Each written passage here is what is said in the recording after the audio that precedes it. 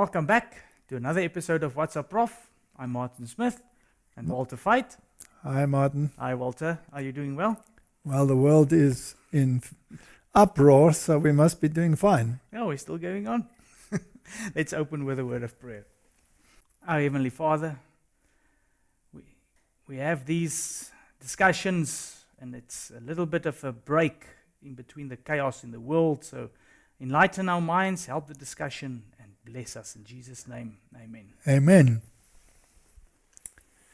Martin, there are so many people who want to talk about Russia, Ukraine. Is this a north-south issue of Daniel?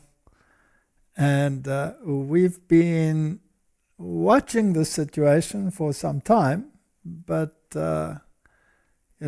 we didn't want to jump right in and jump to confusions. Yeah. We would prefer some conclusions. So let's look at it and let's approach it carefully and try and see if we can fit it into the prophetic picture. Mm-hmm. Because this is something that concerns people. Yes, and there's a lot of voices out there with different scenarios and putting it together, but Yes, so nobody, I think, has an absolute answer, so let's not be arrogant about this. Let us be open to ideas, suggestions, and look at it with a cool mind. yes, because we're not out there to say that we know everything. No, absolutely not. We're all on a road, and we're looking through a glass darkly. Exactly. Well, here's a statement to start off with. The world is stirred with the spirit of war. The world is stirred with the spirit of war. The prophecy of the 11th chapter of Daniel has nearly reached its complete fulfillment. Soon the scenes of trouble spoken of in the prophecies will take place. Now, this was written quite a while ago, of course, but nevertheless, the prophecies of the final events of Daniel 11 were still future. Yes. And we're living in that future. So it's good to look at it again and again. I have given some lectures on it in the past, and I haven't really changed my mind greatly about it, but we must look at it and see whether we can expand or improve. Oh, we've even done a few episodes 2 years ago on this subject as well. On the North-South On issue. the South issue. And it's important, and still, while we're doing this discussion as well, like you said, to keep an open mind, because it's not cast in stone yet. No, nothing is cast in stone. And this statement from Testimonies, Volume 1, page 268, I was shown the inhabitants of the earth in the utmost confusion. War, bloodshed, privation, want, famine, pestilence were abroad in the land. We do have all of these recipes for this cake, don't we? Yep. My attention was then called from the scene. There seemed to be a little time of peace. Once more the inhabitants of the earth were presented before me, and again everything was in the utmost confusion. Strife, war, bloodshed, famine, pestilence raged everywhere. Is this a possibility that we're talking about the world wars and then a final conflict? Well, if that is the case, the scenario fits. The scenario fits. And we move from the Second World War, which was a world war, but really it was very localized. Yes, Europe.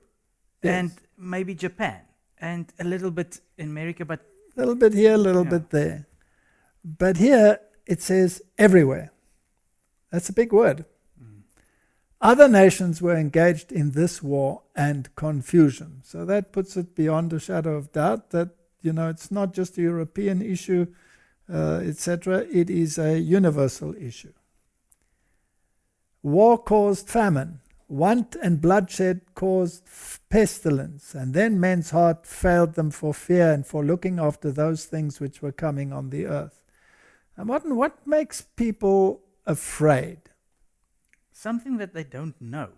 And something that looks so ominous that survival seems a remote possibility. And would pestilence qualify? Yes. Would a nuclear war qualify? Definitely. Okay. And even the threat of nuclear war is already giving that fear. Now, I find it interesting that the Bible in Matthew 24 speaks about rumors of war. And rumors of war seem to be a very prominent feature, right? It is. And it's casting fear the whole time. Yeah, so there is war, but the rumor of war is the one that is casting the fear. It's almost as if it's worse off in the beginning, because eventually when it happens, it's almost as if the rumors have desensitized you. All right. So let's just look at a few verses here from Daniel 11, because that was our introduction, that this prophecy is going into fulfillment. So the king of the north versus the king of the south. Now, we're actually not living in these verses right here. We're living a little bit later, and we'll come to those verses that come after these. But there's an interesting or very important principle that we find here. Namely, that both of these kings, the king of the north and the king of the south, hearts shall be to do mischief, and they shall speak lies at one table. That's a very important clue. Very important. You cannot take this away, because you're going to fall into a trap if you don't adhere or listen or take attentive attention to this part. So here we have two adversaries, and they're speaking lies, and they're speaking lies at one table. So they appear to be adversaries, but they're actually sitting at one table. So the populace is being fooled. Now, this you would call a conspiracy theory, but this is a biblical conspiracy theory of biblical proportions. All right? What happens then? But it shall not prosper. What shall not prosper? Obviously the mischief. Their plans. The plan shall not prosper, although they might appear to prosper. For yet the end shall be at the time appointed. In other words, they will lose their power.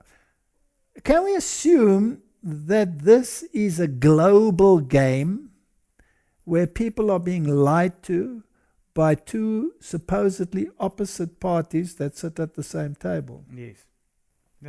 How would you arrange that? Wouldn't you say that secrecy is of the utmost importance? Everything has to happen in darkness, and only what they want you to see is up in the open air. So you think secret societies will be involved?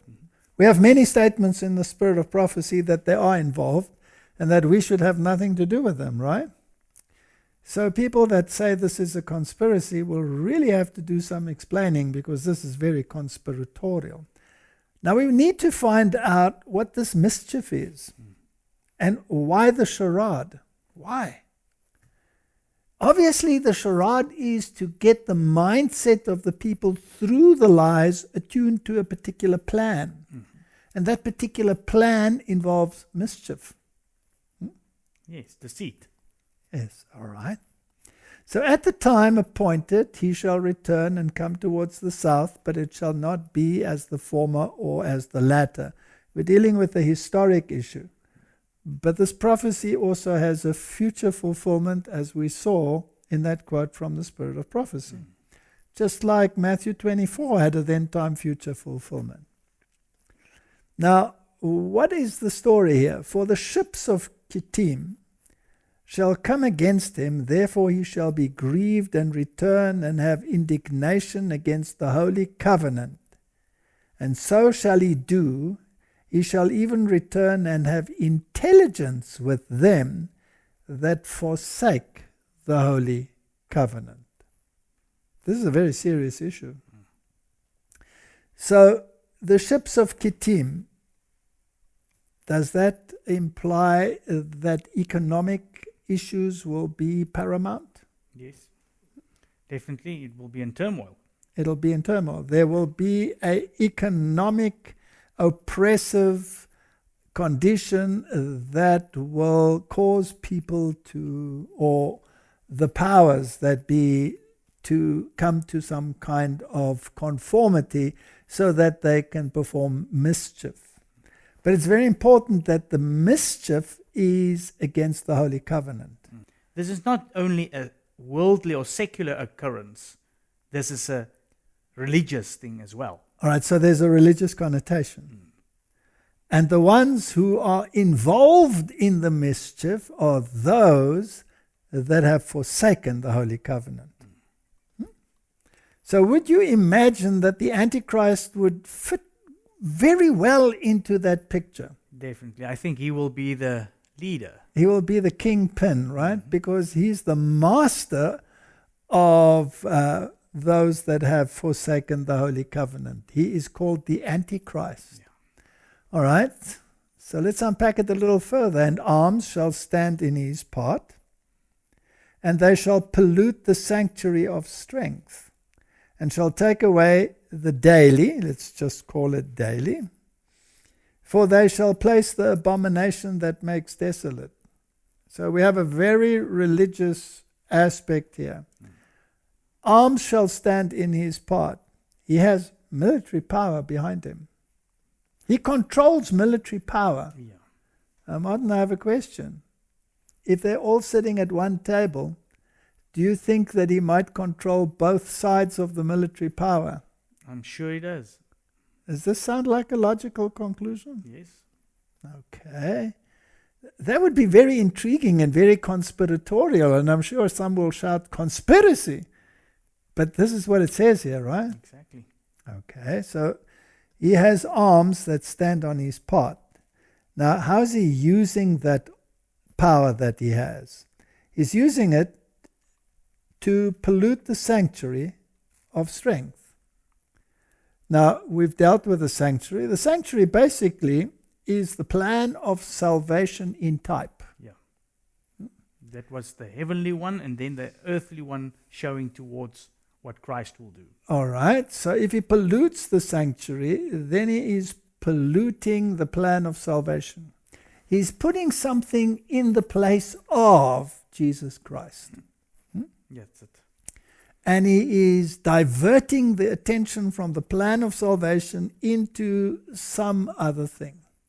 Could it be something like social justice, for example? Mm-hmm. Now, what does that all entail? He shall take away the daily.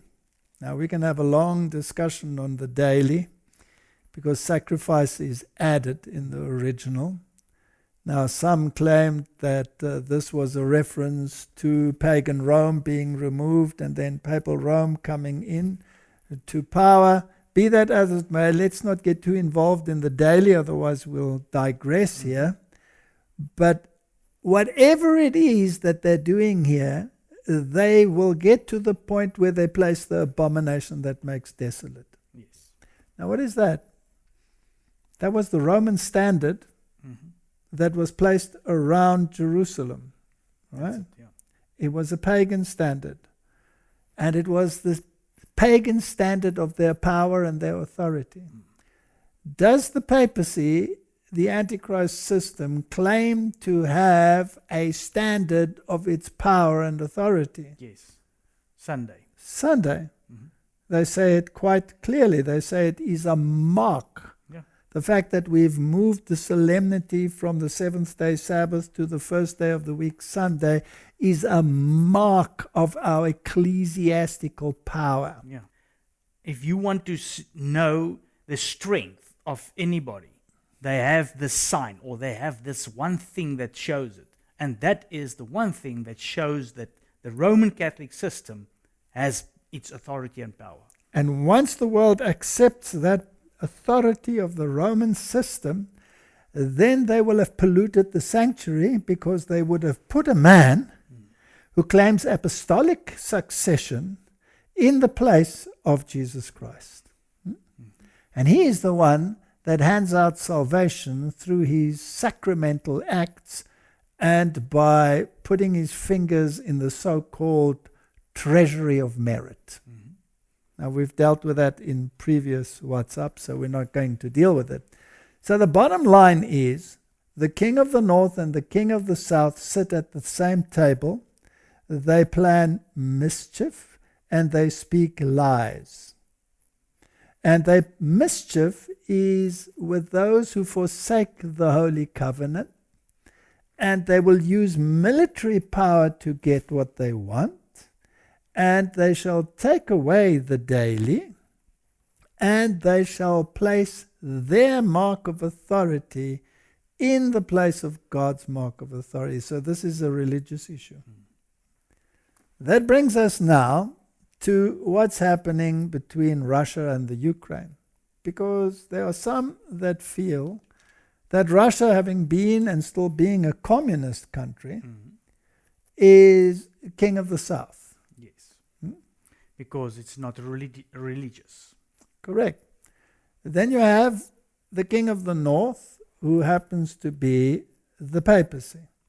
Now, this is how the pioneers saw it, that the king of the north was the papacy. And obviously, when you read, for example, the book of Jeremiah, where the enemy comes from the north, it was always a reference to Babylon, and the priest and the king of Babylon, he was the one that you had to bow down to. Yes. Now, he was the Pontifex Maximus. Later in history, when the Medo-Persians took over, this priesthood fled to Pergamum, and there it was established. And this title of Pontifex Maximus was then transferred to the Roman emperor as a gift by the last king of Pergamum, who was Attalus III. And then this gift was kept, but he had to have certain criteria. And one of them was that he had to be worshipped as God. Yeah. And Julius Caesar is the first one who took that title and the power to be worshipped as a god. And since then, the Caesars were gods. Now, who has that title, Pontifex Maximus, today? The Pope. The Pope. So he is the Roman heir of that title. Now, this is arrogance of the highest order. He is the king of Babylon, in other words. You can even see the acknowledgement of it in his Twitter account, at Pontifex. Yes. Is his Twitter account name. So he is taking that upon himself. He's taking that title upon himself. So we cannot divorce him from the equation.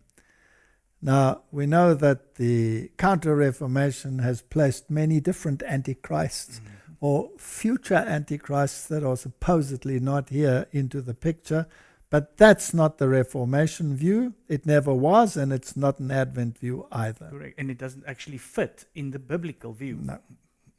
And you can't change history. No. So, Martin, let's just look at what some people are saying about this Ukrainian situation. And it's so interesting that involved in this are many celebrities, beauty queens, actors. So let's have a look what this Ukrainian parliament member had to say. I'm staying here along with my crew. We are members of the resistance and we are armed. So when you are saying she says that she's armed and ready to fight, I'm not only saying this, we are proving this actually by our actions. So Ukraine right now resisting very hard. Putin is not getting any wins of what he wanted.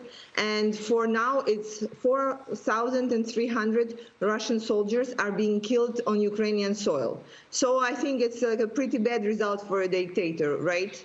I think if those numbers are accurate, this is obviously not what Putin expected so far.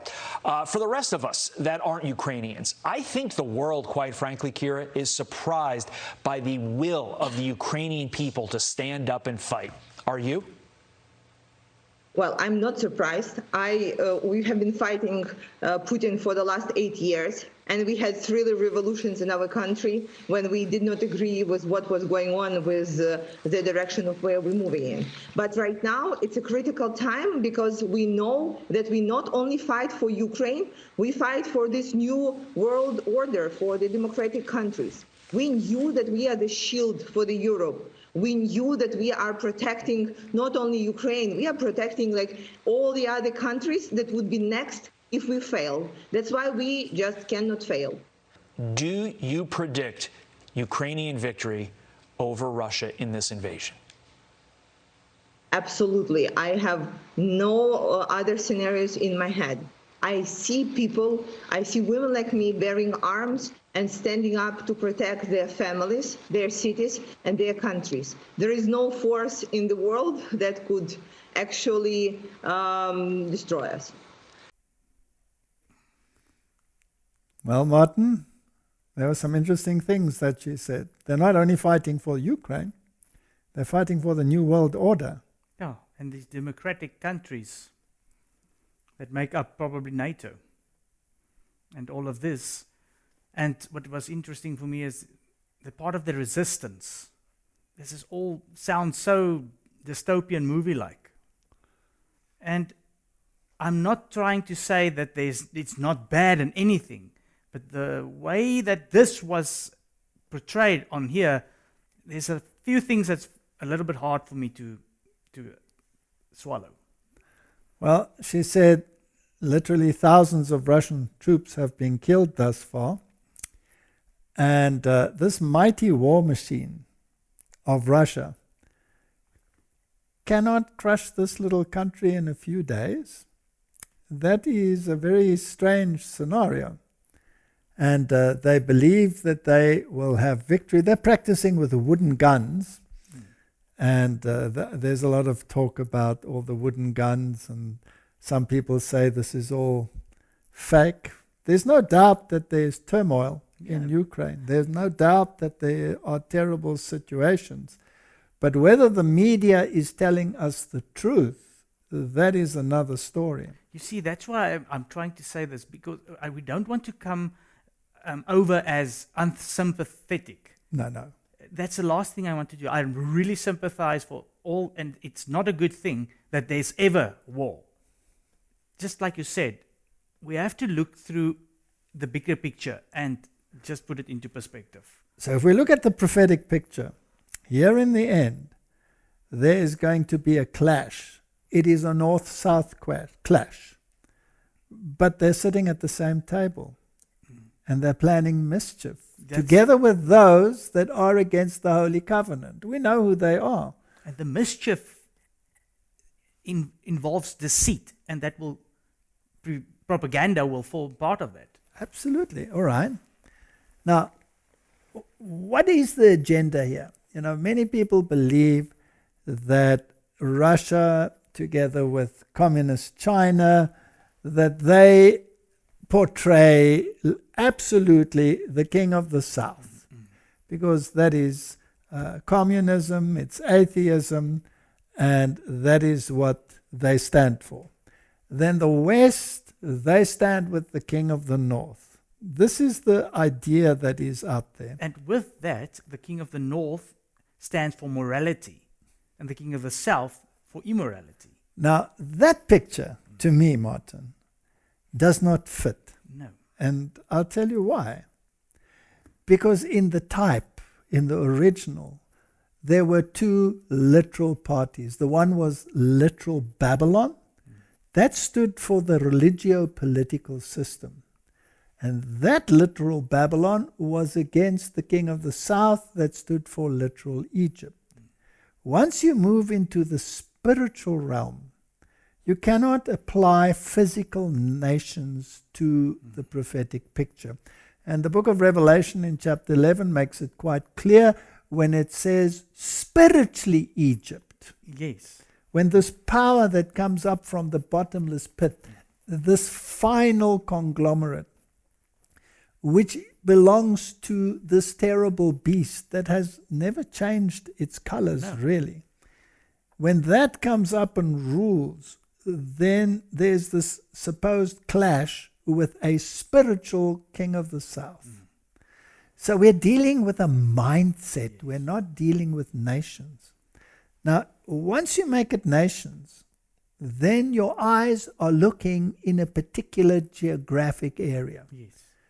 And the religious world is doing exactly that. And we will show some videos of what the religious world believes.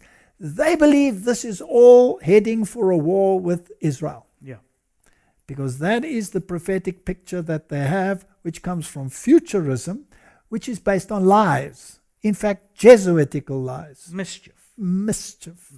So let's try and get that out of our picture and say we're not dealing with countries. We're dealing with mindsets.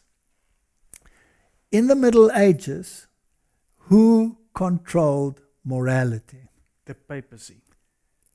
Absolutely the papacy. Rigidly did they use the secular power to enforce their morality. Yes. Yes. The state had to enforce it. Since the French Revolution, did they lose that capacity to use the state to enforce their morality? Yes. It was called a mortal wound. That's it. All right? So they lost that power. But the mortal wound will be healed. Now, Martin, this secularism, is it confined to nations or is it present in all nations? It's in all nations. Aha. Definitely. This king of the north mentality that we want morality to be controlled by a particular entity, call it the church. Is that in all nations? Yes. Yes. Well, even in communist China. Exactly. Isn't the church underground but very active in China? Yes. Isn't the church active in Russia? Definitely. Very active. Isn't the church active in the Ukraine? Yes. Very much so, right? So you cannot say there is the enemy and here is the friend. It is more diffuse than that. We're dealing with a mindset. We're dealing with two ideologies that are going to clash here. The one they call the King of the North ideology, which is the religio-political system enforcing morality, a particular kind, under a particular authority, namely that of the papacy. Yes. And then you have the secularism. Now, if you take Joe Biden, he's a Roman Catholic. So you would call him a King of the North adherent. Yes. Does he have very secular, non-King of the North ideologies? Correct. Non-moral.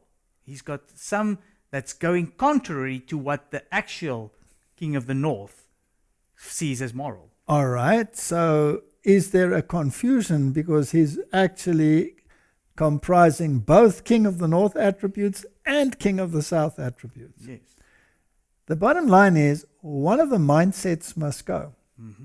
Okay. Now she says they're fighting for Ukraine, but they're fighting for the new world order. Now let's put that into perspective. Everybody is so afraid of the new world order. What is the new world order? All right. It has many components. It has economic components. Definitely economic components. But the new world order comprises giving the power of the state back to the church. That's it.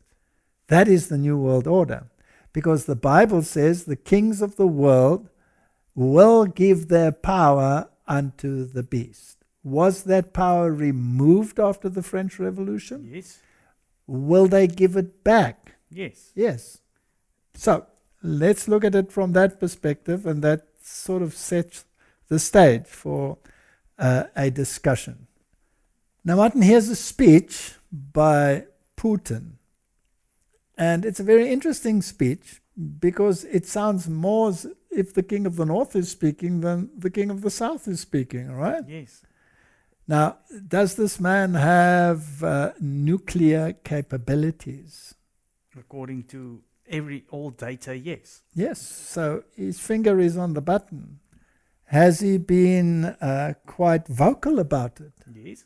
Has he even threatened with it? He said that if anybody goes against him, they'll have more trouble than they've ever been in history. Aha, All right. So does this create fear for a possible Third World War? Yes. Okay. So let's listen to this speech and see what we can glean. To national identity is related to the global developments. Here they are related to moral and geopolitical aspects.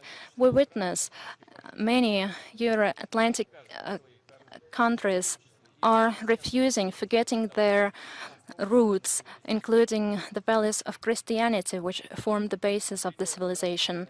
They are renouncing any ethical basis, any identity, national, religious, or even gender ones. They are following the policy which equals families with many children and one-gender families. Excesses of political correctness lead us when the parties pursue propaganda of pedophilia. Representatives in many Western countries are afraid of mentioning their gender. They even are canceling some festivities, and they are hiding the basis of such festivities, and they are trying to impose this model to anyone. I am convinced this leads us to degradation and primitivization, to deep moral crisis. В большевики после революции 1917 года, опираясь на догмы марксизма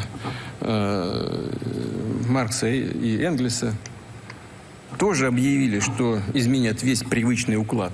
Не только политический и экономический, но и само представление о том, что такое человеческая мораль, основы здорового существования общества. Разрушение вековых ценностей, веры, отношений между людьми вплоть до полного отказа от семьи, такое было. Насаждение и поощрение в западных странах уверен, что агрессивное вымарывание целых страниц собственной истории, обратная дискриминация большинства в интересах меньшинств или требование отказаться от привычного понимания таких базовых вещей, как мама, папа, семья или даже различия полов, это, по их мнению, и есть вехи движения к общественному обновлению. Martin, that was a moral speech. Yeah. Does the papacy have an agenda to make the family the core of its moral issues? Oh, definitely. That's one of their main, that and the poor is their main focus. Social justice and the family. Well, one of the issues around the family is time to rest and to communicate with one another. It's necessary for your health, it's necessary for your religious experience, it's necessary for your social experience. It's absolutely necessary that the family forms the core again of the base for all morality. That's it. That's a papal issue. Does he sound like a King of the North proponent or a King of the South proponent? Definitely King of the North. I think he actually sounds more King of the North than some that we relate to King of the North. So if we divorce the countries now, as we have said, and we're looking at ideologies, then you can see that what he is saying is that we as Russia are not prepared to accept the liberal agenda of the world. That's it. Is that what he's saying? That's exactly what he's saying. Okay, let me repeat that. He's saying, we as Russia are not prepared to accept the liberal agenda of the world, where everything goes, transgenderism, destruction of the family, moral values, we will have no part in it. Mm-hmm. Is that what he's saying? Yes. Okay. Now, who does he see as the powers that are introducing this liberal agenda? The ones that actually supposed to defend it, the West. Aha. So he's referring to the United States, he's referring to Europe. Yes, he's actually said the Christian countries have forgotten their Christianity. The Christian countries have forgotten their Christianity. And these countries are trying to expand and put their power base even into Ukraine, where they will then have their atomic weapons on his doorstep, and he uses this as a weapon, a political weapon, to say, well, if America didn't want missiles in Cuba, I have the same right to say I don't want missiles in Ukraine. And if Ukraine says I'm going to join NATO, I'll take you out. Yeah. That's exactly what he's saying. But Martin, they're sitting at the same table and they're talking mischief. You see, the problem is exactly what he said is what the Antichrist system, the papacy, is also propagating. All right. Now, let's just think about this a little bit. We're just speculating, right? But let us put it this way. There is the threat of this escalating into a nuclear war. Does anyone want to have that? No. No. Because that would mean the destruction of millions and millions of lives, right? So there is this terrible threat that is associated now with a religious moral dilemma. Who is the mediator who is being called to mediate in this conflict? The Pope. The Pope. It seems as if you cannot divorce him from the system, right? You cannot, because the Bible tells us you cannot in the end, especially that verse that says they're sitting at the same All time. right, so this mindset that the moral issue, which is also associated with the papacy, although, by the way, the papacy doesn't have a very good track record when it comes to morality, does it? No. But at least in their words, they have these sweet words, right, about the family and all of these things. There are many, many in the world that do not want to go along with any form of religious mindset. There are many living in China, there are many living in the Western world, all over the world that have that mindset. But that mindset has to go. Would it be a useful thing to use even the fear of nuclear war to let it go? No, but they'll use any means. Any means. All right? He has arms. Doesn't it say it in the Bible? So he has military power at his command.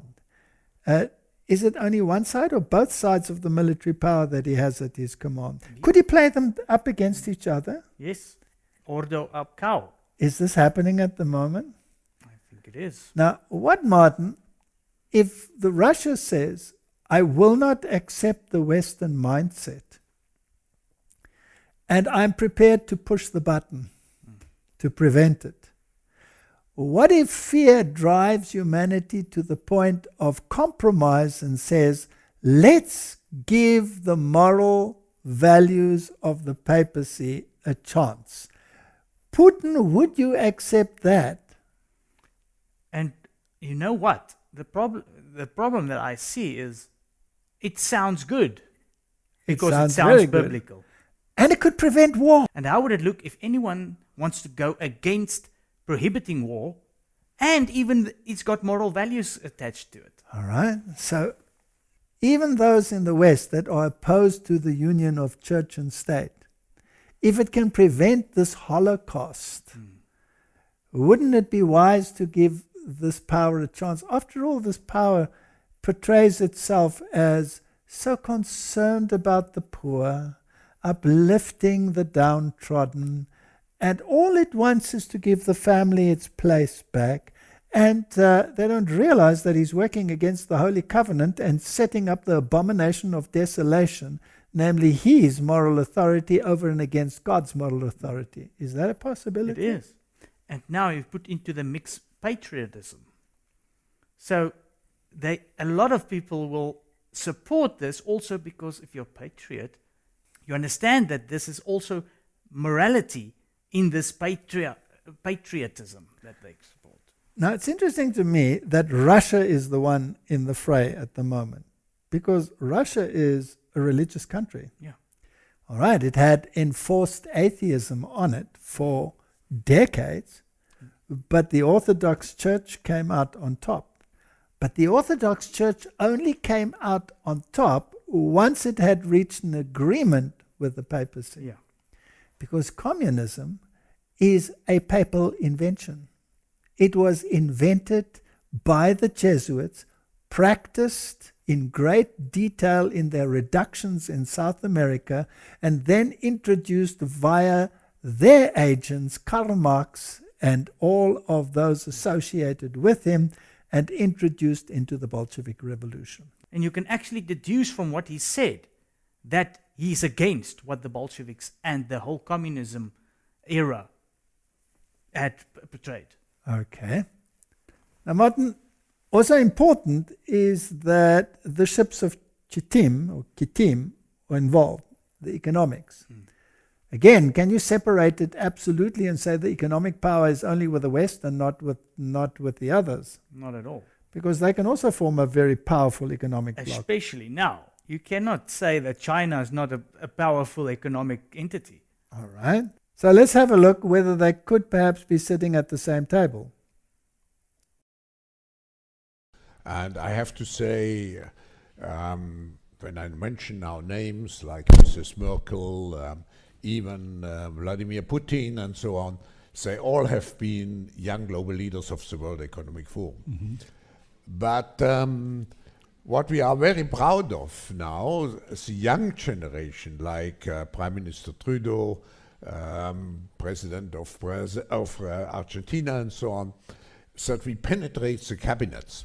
So yesterday I was at a reception for Prime Minister Trudeau, and I know that half of this cabinet, or even more half of this cabinet, are actually young global leaders of the World Economic Forum. And that's true in Argentina too. Wow. Yeah. Sorry. That's true in Argentina as well. It's true in Argentina, and it's true in France now. Mm-hmm. I'm with the president, who is a young global leader, but... So Martin, he mentioned Putin as one of the team. Yes. So they're sitting at one table? France, Macron, Trudeau, you mentioned them all. If you want to have ordo ab cao, you must always have an enemy, even if it is a perceived enemy. So now, at the current moment, Russia is the great enemy. Maybe in the near future, when they need another one, China can be a very useful substitute as the enemy. But the idea is to create the order that they want, which is the new economic moral order where the power is given unto the beast. Has the papacy spoken to all of the major economic people in the world? Definitely. And organizations. COP26, all the COP meetings. Has it got the religious world in the bag through the ecumenical movement? Mm-hmm. Is it playing the political game absolutely in a masterly fashion? Oh, perfectly. Okay. So if we look at this article here, it states that Russian President Vladimir Putin meets with the World Economic Forum Chairman Klaus Schwab. That was in 2019. And Russian President Vladimir Putin met with the World Economic Forum Executive Chairman Klaus Schwab in St. Petersburg. And this is what was said. We have always maintained relations with your forum that you founded, and we will continue to support it. Of course, Russian representatives have always taken part and will take part in the events you hold. For our part, we are holding similar events which of course aim to establish business contacts with Russia's partners above all else. You know, we are holding the St. Petersburg Economic Forum here in St. Petersburg, as well as in the Far East, in Siberia, and in southern Russia, Putin said. Is there a close link? Definitely. Because there's a lot of speculation that Putin couldn't have been part of the young global leaders. All right. But here he acknowledges that they have been always been and are still part of this World Economic Forum. Very well.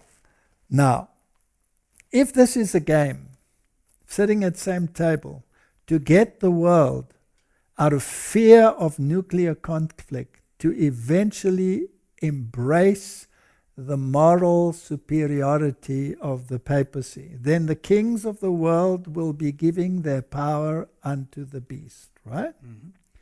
Is that a prophetic picture that, in view of our short chronology time frame, would have to happen more or less now? Yes, and it will have to happen relatively fast.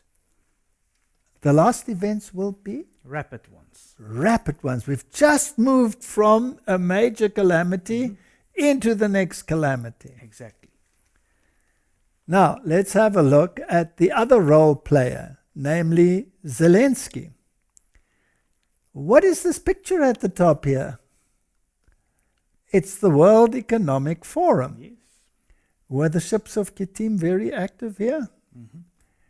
So here we have a profile on the website of the World Economic Forum of Zelensky. So here it says that he's an actor, he's a screenwriter, he's a creative director, a stand-up comedy contest team, Quarter, 95.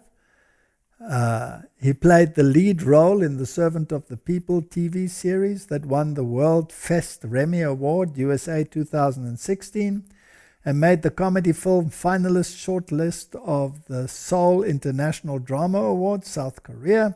The Servant of the People also won the Intermedia Globe Silver Award in the Entertainment TV Show category at the World Media Festival in Hamburg, Germany.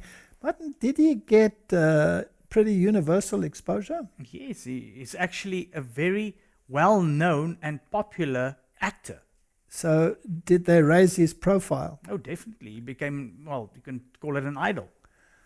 Now, Martin, when we look at politics, do actors play a large role? No, for a very long time already. I mean, Reagan was an actor.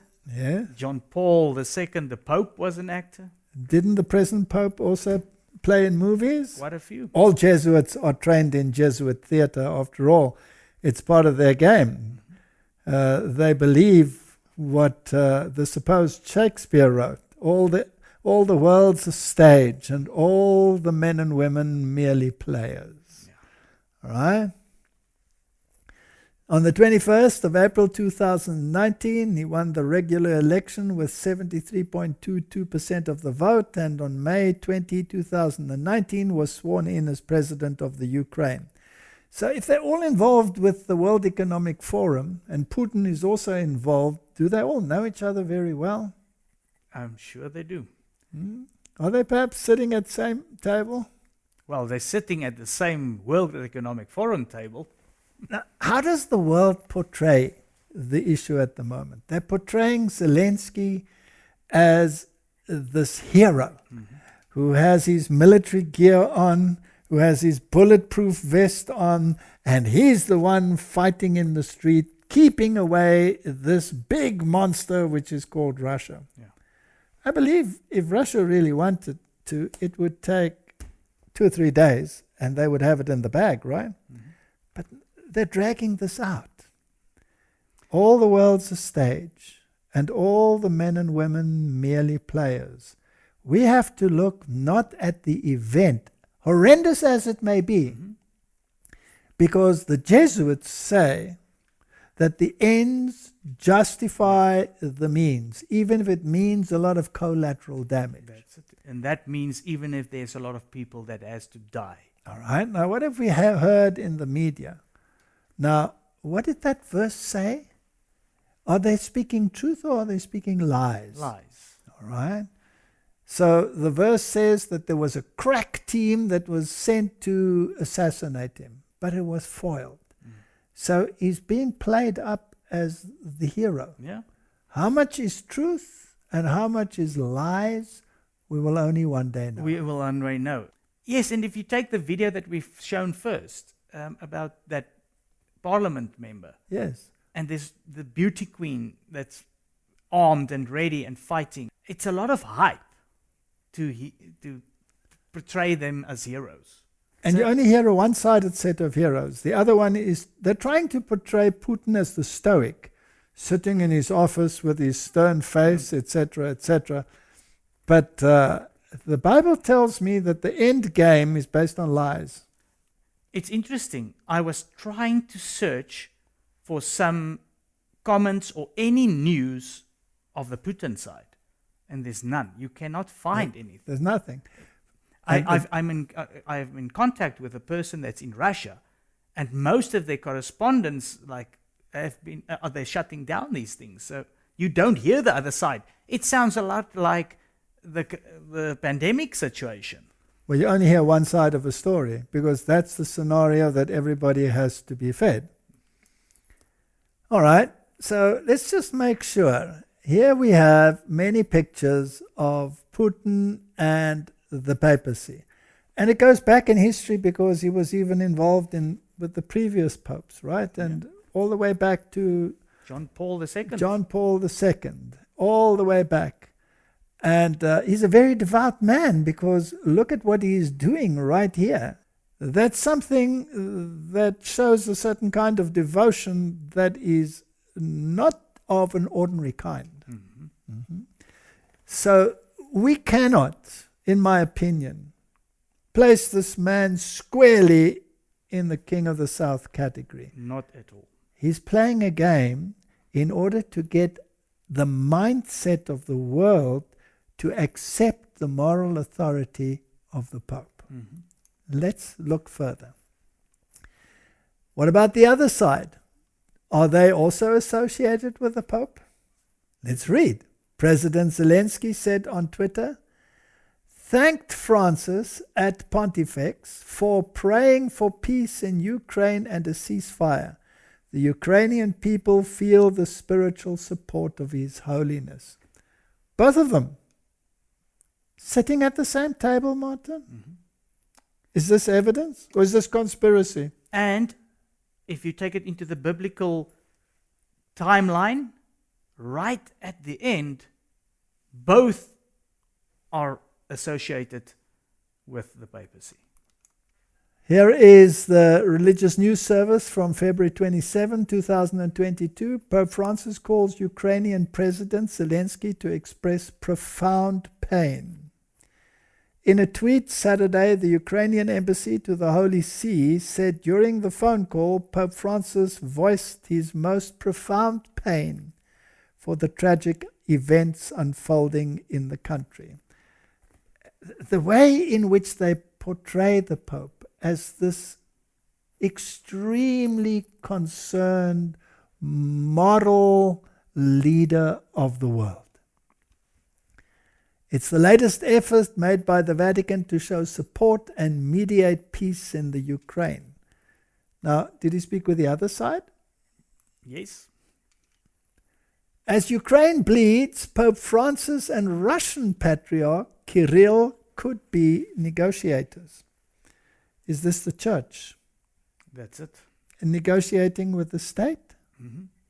Martin, if the church starts negotiating with the state and succeeds in brokering a ceasefire of any kind, is the moral position of the church then elevated in the eyes of humanity? Definitely. Could it perhaps even go so far as to prevent nuclear war if only this moral authority received a little more recognition? We've been at this before. When Reagan and Pope John Paul spoke to Gorbachev. And if we go back to the quote of the Spirit of Prophecy, it said it was this bad situation, war, everything, then relative peace. And we are at it again. We're at it again. We've had a period of the so-called relative peace, but now we're at it again. I also find the timing very interesting. Immediately after one crisis of a medical nature, a health nature, we're going into a political crisis that could lead to a spiritual elevation. It's amazing. And if you take it, would this have happened during the crisis, the medical crisis? It would not have worked, right? All right, so Biden versus Putin portends the non-negotiable collision course we are now witnessing, unless something truly extraordinary takes place. So they're living in a time of Lent, this time of 40 days fasting. This is very interesting, which is supposed to commemorate the experience in the wilderness. Now, Jesus did that fast for us, and he didn't expect us to repeat it. So this is a very, let me put it bluntly, paganized way of dealing with it, because it adds your own element of works to already completed work that Christ achieved for you, right? Yeah, it's similar to what Luther had to do in whipping himself and that. Yes. Let's read this sentence again because it's very important. Biden versus Putin portends the non-negotiable collision course we are now witnessing. In other words, there needs to be a mediator. So the king of the South mentality, which is very strong in Biden, has come up against a king of the North mentality portrayed strangely by Putin. Yeah. And it is non-negotiable. And it has a military connotation because Ukraine is in the fray. And the Western NATO powers versus this other power bloc. In other words, you cannot in this situation apply the label King of the North, King of the South to a country or political grouping. Exactly. Also not a person. It is a mindset that must be conquered. And it is interesting that these two mindsets are in a clash. Now, unless something truly extraordinary takes place, And that will be a mind shift. That's it. A mind shift. In 2016, Pope Francis became the first Catholic pontiff to meet a Russian patriarch traveling to Cuba to meet the person he called his brother. Ecumenism had brought them together. At first they were at loggerheads, and we know that the rift between the Orthodox Church and the Catholic Church comes over millennia. Yeah. So this has been resolved. So there is no conflict at the level of the church. No, isn't it interesting? If you just take, for instance, this Pope Francis, what he's managed in that area of the different religions, even with the Grand Imam, all of this, he's the biggest peacemaker that this world has ever seen. Yes. I saw a video many years ago of the Orthodox patriarchs coming into the Vatican and every single one of them bowing down and kissing the ring of the Pope. Now, so that has already been achieved. So the question is, could Francis and Kirill now initiate a conversation focused on their shared spiritual values?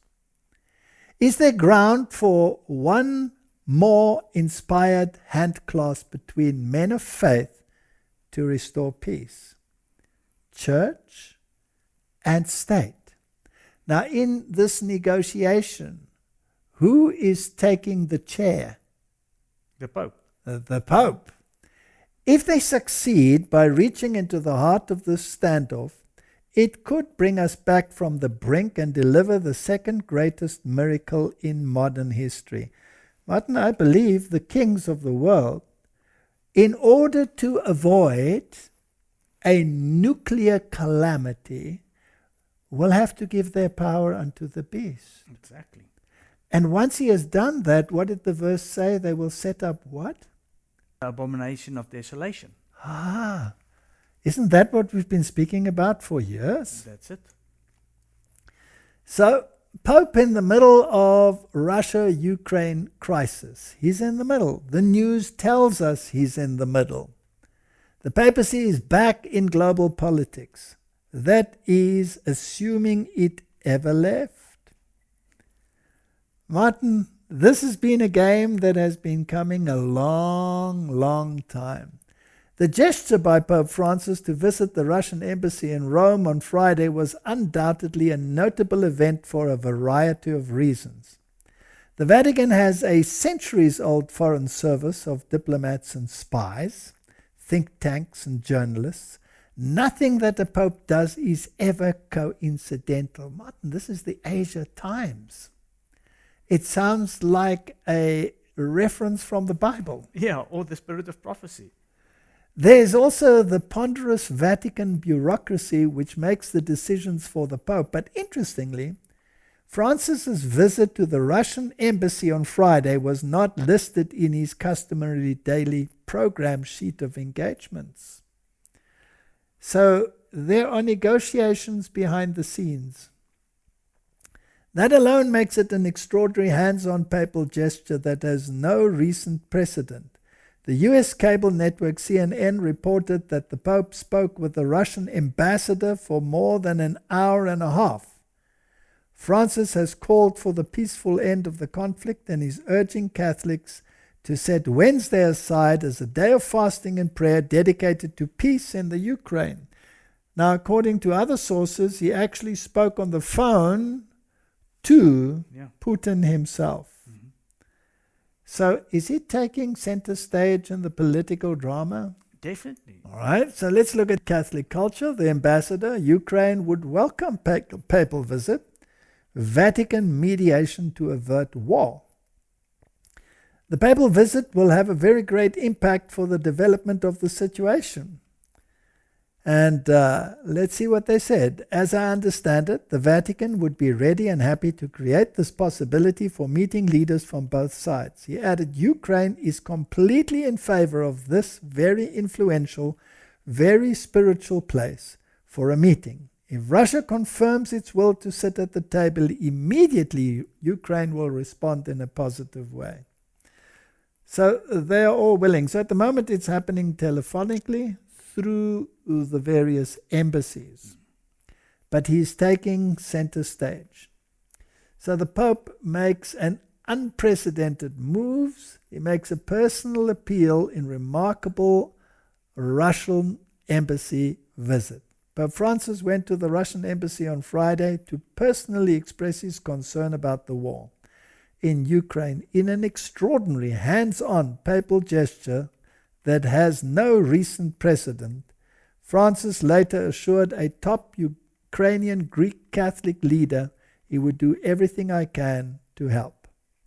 The head of the Ukrainian Greek Catholic Church, the largest Eastern Rite Church in communion with Rome, welcomed Francis's protocol-bending diplomatic intervention and said it hoped it would help dialogue prevail over force.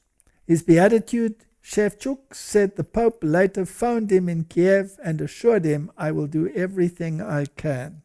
So here we have the church acting in unison together, using the papacy as the chair, as the seat of the power, as the negotiators. Now Revelation 17:12 says, And the 10 horns which thou sawest are 10 kings which have received no kingdom as yet, but receive power as kings 1 hour with the beast. So now this issue of 10 horns. If you read the book of Revelation, the 10 horns refer to the European powers and its affiliates.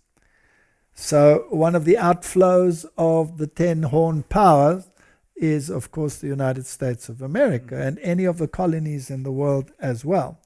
There's also the other view that it's the 10 regions in the world. If you stick to the purely biblical picture, could you read that the Christian powers which thou sawest, which have received no kingdom as yet, receive power as kings 1 hour with the beast. So they will give their power unto the beast. So, Martin, when they give their power to the beast, there must be some precedent that induces them to give that power unto the beast. Because the Constitution in the United States says that church and state must be separate. What tremendous calamity could make them say it is expedient that we give our power to the beast? To prevent a nuclear war. Aha. Is that a possibility? Just a thought. I think it's very possible. So, who is being actually defeated? The mindset which says the church has nothing to do with the state. Correct. So that's actually the king of the south. That's the king of the south mindset. That has to go. And the force and the power of it must be so great that fear will be the weapon employed to induce humanity to embrace it. Correct. Did they do the same on the health issue? Yes. Isn't it a tactic that works very well It's for them? working very well. We'll get to that, but it's also working on the climate change issue. Okay. Here's an article from the Business Insider where the European Commission chief says about the Ukraine, they belong to us. They are one of us and we want them in. They belong to us. They are one of us. We want them in, Van Leyden told Euronews on Sunday. The Hill reported on Saturday that Zelensky pressed the EU as well as the North Atlantic Treaty Organization about Ukraine's membership status, asking for a firm timeline. Van Leyen told Euronews that the EU had a process with Ukraine that includes integrating the Ukrainian market in a single market and close cooperation on the energy grid. Now, if the other side says, over my nuclear war body, would that be a reason to give the power unto the beast as a compromise situation? Yes, because it will create fear. Putin reveals plan to dominate Europe beyond Ukraine. Neighbors Finland and Sweden are also warned they will face military and political consequences if they join NATO. Now, those countries are already part of the European Union, but they're not part of NATO. That's a very interesting situation. So now he's threatening them. There seems to be this pressure from the Putin side to change the thinking of the Western world, to come more in line with the moral values of the papacy. Yes. And if this compromise could be worked and you could prevent nuclear war, who knows what will happen in the future? Maybe China will jump in. Who knows how great this pressure will become? There's still another party there that can be used to ratchet up the pressure, right? Russia said if Finland and Sweden join NATO, there will be serious repercussions. That's a warning. Yes. Both of those countries have said they will ignore what Putin is saying. Intelligence officials are worried Kiev would fall within days of the intense fighting. The spokeswoman of Putin's foreign affairs said Finland and Sweden should not base their security on damaging the security of other countries. So they're playing a very clever political game. You know, and the other thing is, it sounds similar to what happened with Hitler and the Second World War. So that again brings up this fear that's being driven. All right, what was the response of Finland? Finland will today debate joining NATO despite threat from neighbors, Russia, that they will face military and political consequences. So they will debate this, and they have reached 50,000 signatories. So if more and more countries want to join NATO, that would give more and more impetus to the possibility of a clash, even of a nuclear nature. So we definitely need some kind of compromise. And Martin, it's not only Finland and Sweden. Kosovo asked the US for permanent military base and speedier NATO membership.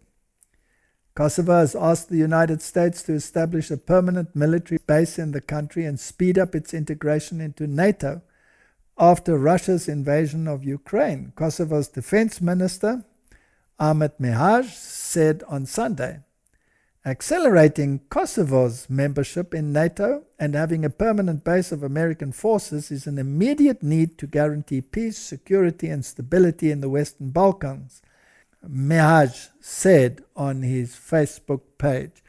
So it appears as if the pressure is on Russia, and that NATO is making Putin desperate to the point of being willing to push the nuclear button.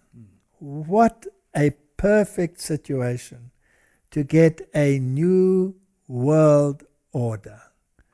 And as we said, the new world order is not just about economics, because the Vatican controls economics anyway. It is about giving the power unto the beast.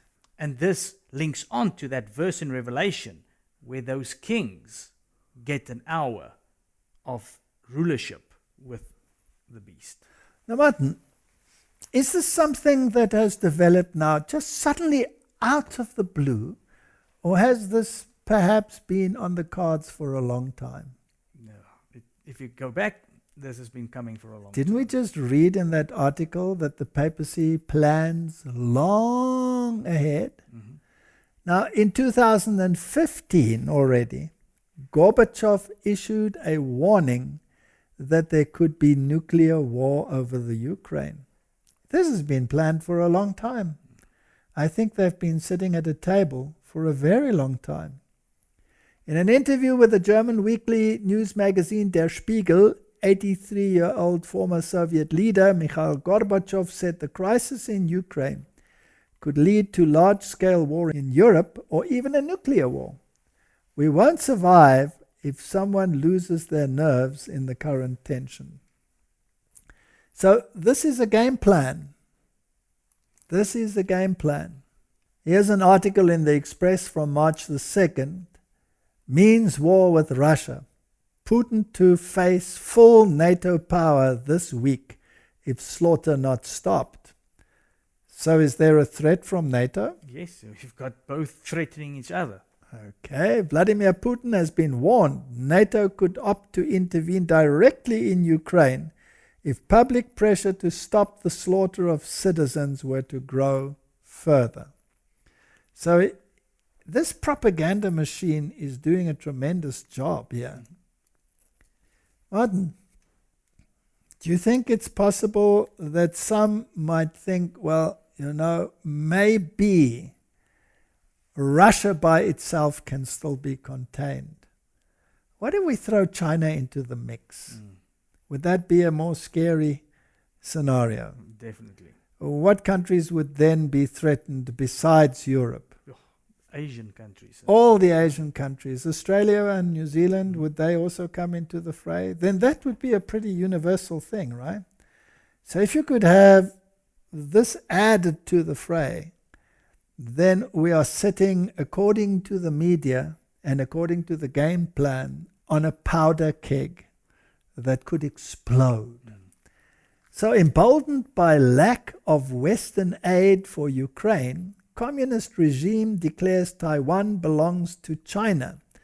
So this is the Christian Perspective CBN News. In the immediate aftermath of Russia's unprovoked invasion of Ukraine on Wednesday, China's foreign ministry made an announcement. The communist regime declared to the world that it claims Taiwan to be part of China. The claim is similar to the excuse being used by Vladimir Putin as a pretext to invade and violently take territory away from his neighbor. So they have this backup that the war could escalate into a worldwide scenario. But it's always good to have a little bit of tongue-in-cheek in there. Here's one of the cartoons that has come out. You're distracting Putin from something very important, says John Kerry. And his little sign is very interesting. It says, "Stop climate change," after having altered the term global warming, which just doesn't wash anymore. Because that scientific scenario has gone out of the window a long time ago. So they're keeping this in the background as well as one of the reasons why you have to follow a particular game plan. Let's just backtrack. Climate change is not off the table. No, not at all. And it's also part of that discussion that takes place secretly, associated with a lot of lies at that particular table where the king of the north and the king of the south sit and have their little chats. Definitely. Yes, and even Putin signed there, and don't put China off. If you go back to those articles, they're also in there. They're all in there. So they've all signed those particular things. Now, what is interesting, climate change is also very much part of the papal agenda. But the papal agenda is not being followed. Let's put it this way, the script of the papal agenda is not being followed to the letter. It is given lip service, but it's not followed because the secular world hasn't given their power unto the beast. And let's check that out. Here is the article in the Jesuit Review. It's very important that these are the Jesuits speaking. These are actually the rulers of the world, though nobody wants to believe it. COP26 did not go far enough. It's time to take the Pope Francis approach to climate change. You see the issue? COP26 Climate Summit in Glasgow was a tale of two cities, one afloat on bold pledges and new promises, the other sinking under the weight of Greta Mania and the chants of blah, blah, blah from the followers of the Swedish environmental activist Greta Thunberg. Not even Barack Obama's celebrated oratory or a surprise US-China cooperation pact could reconcile the differences. Now let's see what the issue was. To better understand the contrast, we can explore another pair of cities, Paris, where a climate accord was hammered out in 2015, versus Rome and its body of Catholic thought. They reveal vastly different perspectives on climate change. So do we have two mindsets? Yes. The issue is the same. Climate change. That's it. But Pope Francis's climate agenda has a moral agenda attached to it. His approach is the one that has to be followed by the world.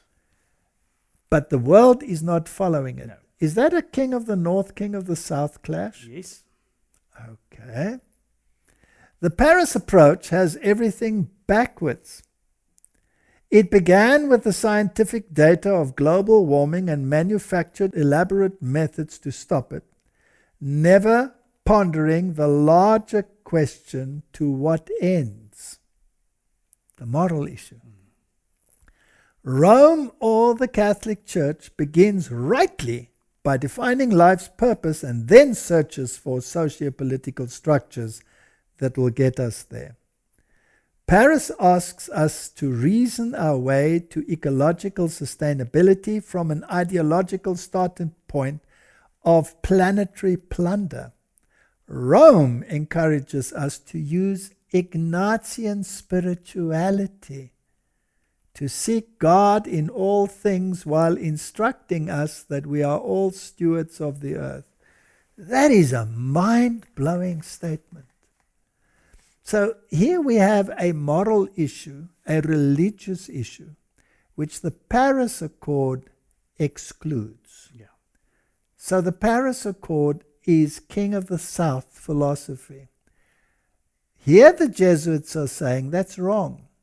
We need the moral issue. What morality? Ignatian spirituality. Martin, isn't that doing an injustice to the Holy Covenant? 100%. Oh, That is 100%. exactly the opposite. That's exactly the opposite. This is salvation by experience and salvation by works, as opposed to salvation by grace and justification by faith. Right? Absolutely.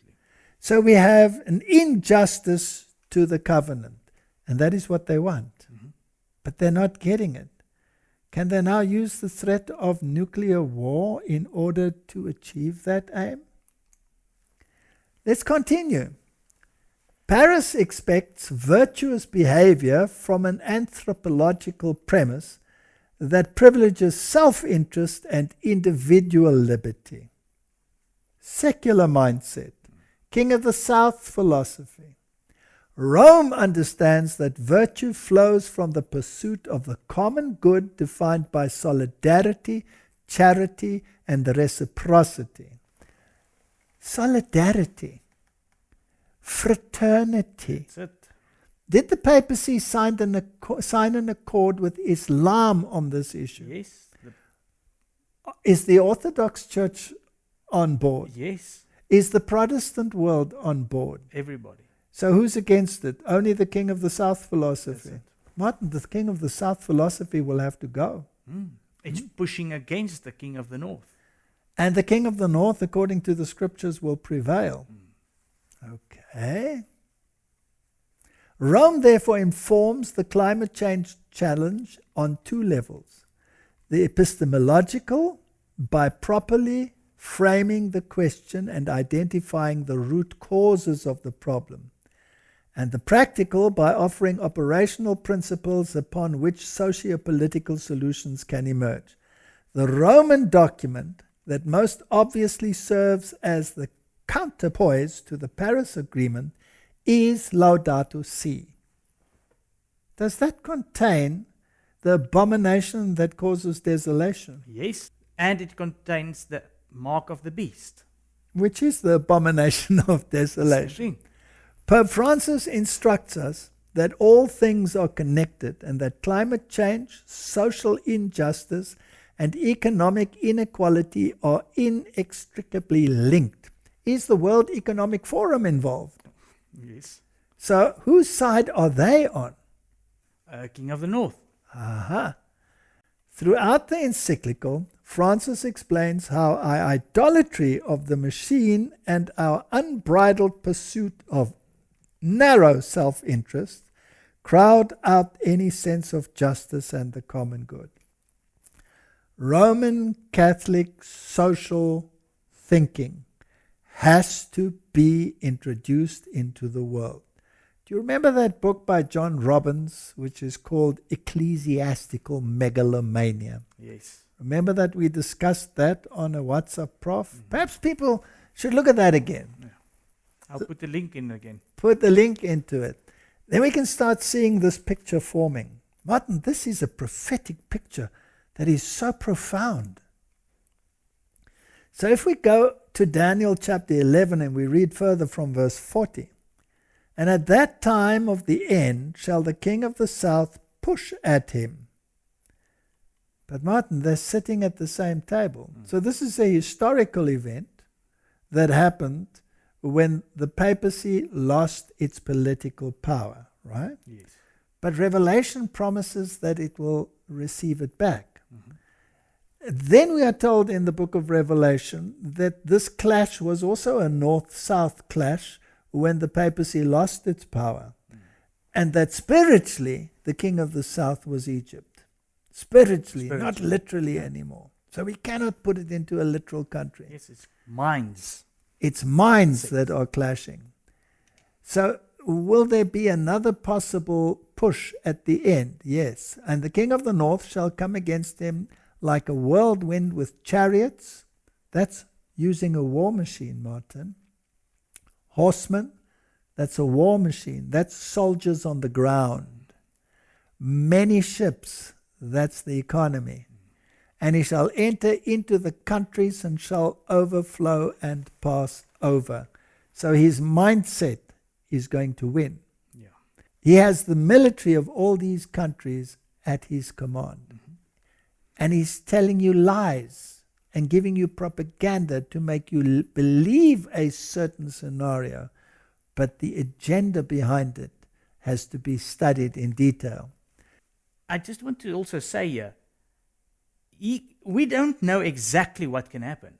There can actually be maybe some nuclear bombs that goes off. But the end result will still be exactly what we've said the whole time. No matter how bad it becomes, the prophecy of the Bible will be fulfilled. And you know, Martin, what is a great possibility is that all of these things might happen.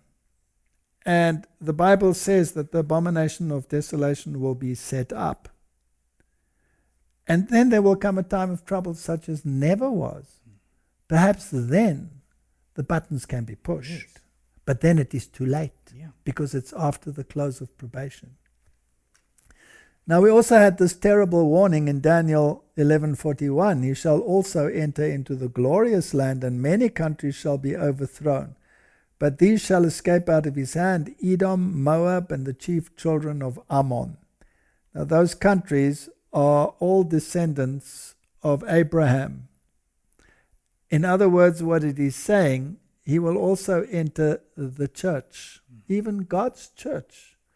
But many will escape out of the Protestant world, out of the religious systems, and they will join.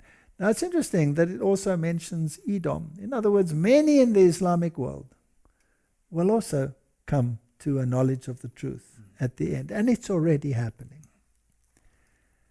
He shall stretch forth his hand also upon the countries, and the land of Egypt shall not escape. He shall gain victory over the secular mindset. He shall have power over the treasures of gold and silver. He will control the economy. And over all the precious things of Egypt. In other words, that which was totally separated from the church will again be part of his treasury. And the Libyans and the Ethiopians shall be at his steps. In other words, all the nations will be in harmony with his thinking. So the king of the south mindset is thus overwhelmed by a massive final thrust by the king of the north, who employs fear tactics, which is what we are seeing at the moment, induced amidst a chaos of wars and economic chaos. The military alliances forced by the king of the north serve to force the world to accept a collective morality which will be dictated by himself. Even the very elect are at risk here, because it's very deceptive. That's it. It can swallow you in if you don't sit back and be an observer. The only way to get involved in this is to do evangelism. Now Luke 21:26 says, men's hearts failing them for fear, for looking after those things which are coming on the earth, for the powers of heaven shall be shaken. So Martin, if the powers of heaven are even shaken, then this must have a religious connotation, right? So what is coming upon the earth is going to be pretty dreadful, but we cannot stop it. And if we become involved on the level as the world is involved, we will miss the picture. A few years ago, I gave a lecture and I referred to two books. And I just briefly want to mention them again. Two recent books attempt to explain the relationship between the Vatican and the United States. Each has a different agenda, and thus they reach opposite conclusions. Common to both, however, is a primary focus on the debate over the legitimacy of America's war in Iraq. The two books are Parallel Empires, the Vatican and the United States, 2 centuries of alliance and conflict, and Against the Grain, Christianity and Democracy, War and Peace. So these two books discuss basically this conflict between the two mindsets. They reach different conclusions, and that's not important right now. But Against the Grain is a book by George Weigel, who is a very prominent Roman Catholic thinker. Cutting Against the Grain of Conventional Wisdom, New York Times bestseller, George Weigel offers a compelling look at the way in which Catholic social teaching sheds light on the challenges of peace, the problems of pluralism, and the quest for human rights and the defense of liberty. And he makes a strong argument that the world should embrace this morality. And the other book, Parallel Empires, the fascinating and highly relevant history of the turbulent relationship between the United States and the Holy See, recounted and analyzed by Italian journalist and Vatican insider Massimo Franco. And this is what the conclusion is. Parallel empires leaves no doubt regarding the impact that the struggle between these two great powers, one of secular might and the other of moral influence, has had on both our history and in today's world. So again, the issue of the moral influence of Rome is central to the debate. And Putin mentioned this moral dilemma. And there is a possibility of war if the world does not embrace a compromise. Yeah. And that compromise is in the morality of the papacy. Yes. Here's a quote from Testimonies, Volume 9. Spiritual darkness. This is a time of spiritual darkness in the churches of the world. Martin, have they swallowed a lie? Unfortunately, yes, because these propaganda machines are putting all this forward, so they're just swallowing it and choosing sides. So not only have they followed a false prophetic scenario, which is a Jesuitical scenario, this whole issue of rapture and dispensationalism and the centrality of a literal nation, when this mindset is a universal war in every nation and every human mind and heart. Okay? So there's spiritual darkness. Ignorance of divine things has hidden God and the truth from view. The forces of evil are gathering in strength. Satan flatters his co-workers that he will do a work that will captivate the world. While partial inactivity has come upon the church, Satan and his hosts are intensely active. The professed Christian churches are not converting the world, for they are themselves corrupted with selfishness and pride and need to feel the converting power of God in their midst before they can lead others to a purer or higher standard. They're not going to go higher than the papal standard. No, because that's going to look like the biblical one. So they will miss the point. And they will reject what the reformers found, and they will embrace a false science. So if we look at what Haggai has to say, then this will become abundantly clear. Let's just briefly look at what he had to say. This may well be the day that historians look back declaring that this was indeed the birth of World War III. History is repeating itself.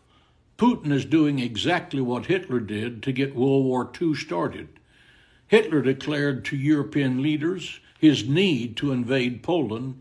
Europe failed to respond, and the UK, under the leadership of its weak Prime Minister Neville Chamberlain, bowed to Hitler's demands. The Iranian threat is real, and Iran must be stopped before these weapons become operational. Russia's military has been in the Middle East since 2015. Russia supports Iran.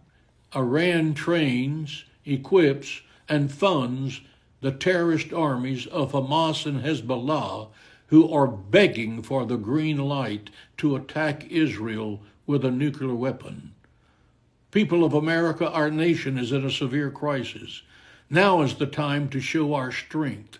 Our leaders must take their rightful place at the head of the international table. They must start believing the threats of our enemies and stop ignoring the plight of our allies. There is a great responsibility with being a great nation. At this moment, we are shirking that responsibility and abandoning our greatness. If we do not use our freedom to defend our freedom, we will lose our freedom. Martin, that was quite a rousing little speech. And I think many people in the world will embrace his point of view. But that would make the Western powers the king of the North and the other powers the king of the South. Yeah. But I hope that we have shown that that cannot be the case.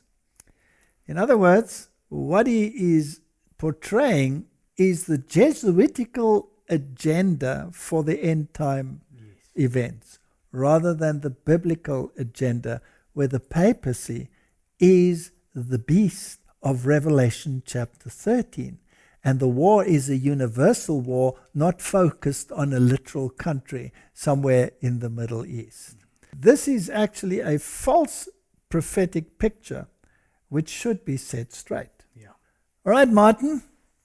So when this king of the north finally gets what he wants, he gets his power back, the mortal wound is totally healed. Once again, he is the moral heart of the kings of the world. Then we read Daniel 11:44, tidings out of the east and out of the north shall trouble him.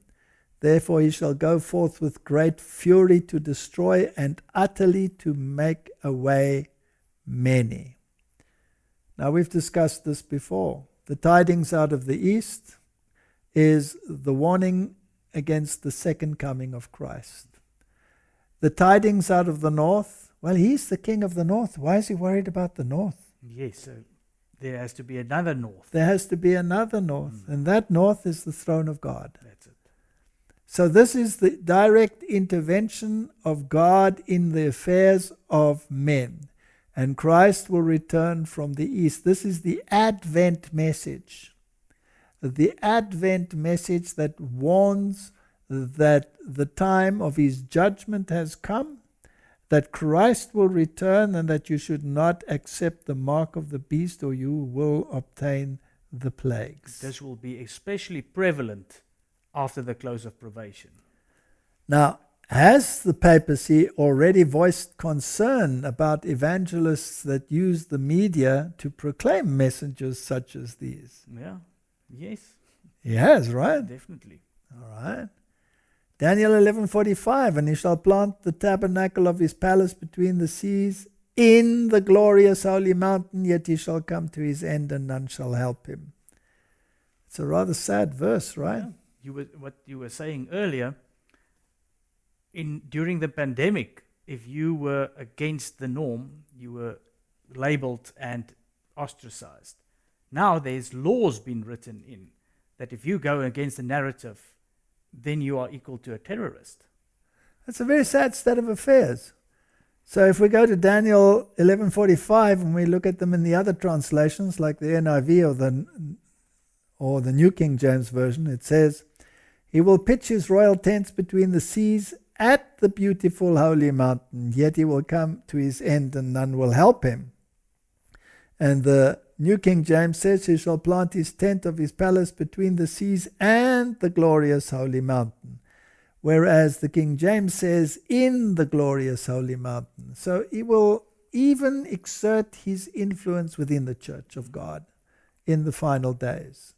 This is something that we should be warned against.